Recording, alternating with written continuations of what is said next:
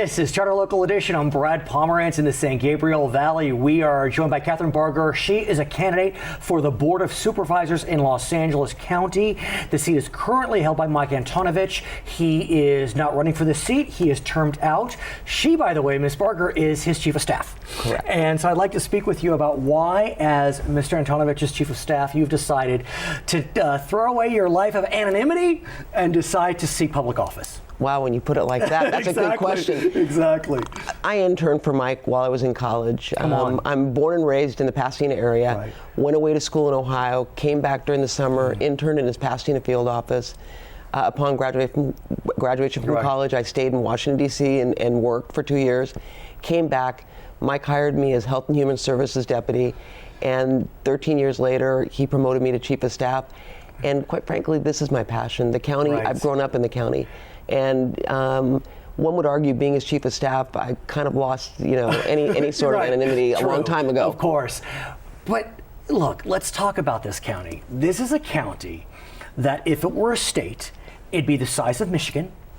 Your district, the 5th district, like all districts, 2 million residents, bigger than 10 states. To serve as a county supervisor in any county, but especially in Los Angeles, that is a massive undertaking. 2 million constituents. And the largest district per square miles. Oh, you And go geographically, Antelope we Valley go all too? the way to the Antelope Valley, come down the 14 freeway through Santa Clarita up to the Grapevine. So you've got the Kern County Right. line. Then it comes over part of the San Fernando Valley, Porter Ranch, Sure. Granada Hills. Lots of issues there. Lots of issues there. Parts of Chatsworth, and then it comes down Glendale, Burbank, and then basically follows a 210 freeway, exception of a few cities, all the way out to Laverne.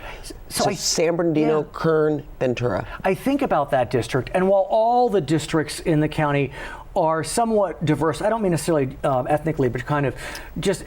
Your district is particularly, you've got Glendale on one side, Lancaster on the other. I mean, these are very different communities. What I tell people, and that is, I think, one of my greatest strengths coming into this, I tell people I don't need any on-the-job training. Which is true. Which is yes. true.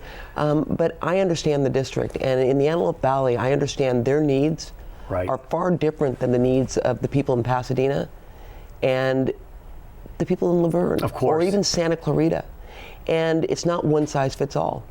And it's important to understand that the district's changes need to be reflected in terms of how you service the constituents. And I take pride in the record that we've had over the years in doing that. I must ask you, let's presume you're victorious, for argument's sake. If you're victorious, it is likely that you will be joining a board with 4 women and 1 man.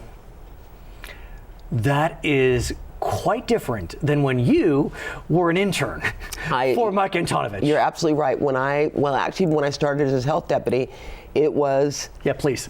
Pete Shabaram, Mike Antonovich, Dean Dana, Ed Edelman, and Kenny Hahn.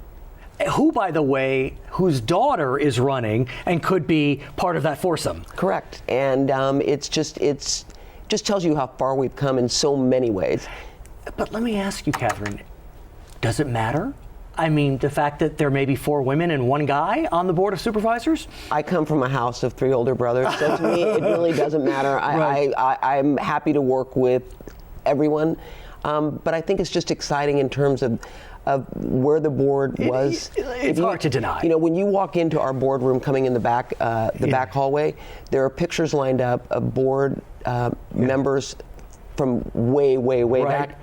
And it's just interesting, really, that it started with Yvonne Brathwaite Burke, I believe, and then Gloria Molina. Right. And so just the progression, and to think that there could be a picture with a majority of women on the board. Right. It tickles me a little. So the other women likely to join you, as well as the 1 man, registered Democrats.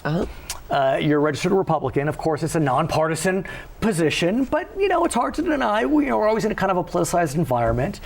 I understand you're friends with all of them anyway, but how do you kind of navigate those waters as presumably the sole Republican on the board? The fact that I have Mike Antonivich's endorsement, as well as Supervisor Sheila Kuehl, That's stunning. speaks volumes to my management style. Right. And by the way, Mr. Antonovich, a Republican, Sheila Kuehl, a Democrat. Yes, exactly. And really, I attack problems, not people. And it doesn't mean that my base. I'm a fiscal conservative, and I really do believe that we have a responsibility to our taxpayers to make sure that we properly spend the money that is provided to us to provide the services. Can we talk about that? Sure. Because this county has a budget of $28 billion a year, billion, more than many states. And during the recession, I covered the county back then. The county did pretty well. Absolutely, and that's why I say, you know, I don't need any on-the-job training. I've worked on the budget for the last 15 years. The reason why we were able to weather that storm is because during that period we were having labor negotiations. We told our unions, if we give you a raise, we're going to have layoffs. We can't. It's not sustainable. We offered zero on the table. What did your partners say? They recognized it and accepted it and didn't take a pay raise. As a result, we had no work furloughs, no layoffs, and little decrease in services. What happened in LA City? LA City gave the pay raises, they had work furloughs, and they had layoffs. And it's important that the people that are paying into the system understand that if they need to use a library or they want to use a park, to put up a sign that says closed is unacceptable. Right. We are in charge of that budget, and we need to do what's right. And we've done that, and that's why our credit rating went this year from a AA- to a AA. Fantastic. Fantastic, because if we have X amount of dollars in the bank, we don't spend it all, we set aside for that rainy day. It's important to do. When you think about LA County, it's so large geographically, but in the final analysis, what do we want? We want to feel safe. And over the last 5 years, there's been a lot of cross currents when you consider public safety. We have AB 109, which requires that low-level offenders serve their time not in the state prison, but the county jails. Correction, low level, not necessarily. Yeah. I hear you. Then you have Prop 47, which reclassified certain crimes from felonies or wobblers to misdemeanors. Then you have a cross current of crime increasing as we're coming out of the recession. You would have thought it'd be the reverse. Should be the reverse. Yeah, so talk to me about public safety and how you see that playing out. Well, it's twofold. On Prop 47, the only way we're going to change what was in there is to actually, through legislation and then back to the voters. Back to the voters, indeed. And so that's not going to be an overnight heal. Right. There's no question in my mind that the increase in crime is a quality of life issue, and one of my campaign pledges is to give adequate resources to public safety. Recognizing that our sheriff is an elected official, it's important that we provide him with the necessary funding. But at the same time, I mean, the sheriff's department has had a tough run the last few years. You know, Mr. McDonald's predecessor has pled guilty. The number two to his predecessor is going on trial. I mean, the sheriff's department has seen better days. I think those better days are coming because clearly Sheriff Jim McDonald, his track record coming from LAPD, coming from Long Beach, and having the support of the rank and file.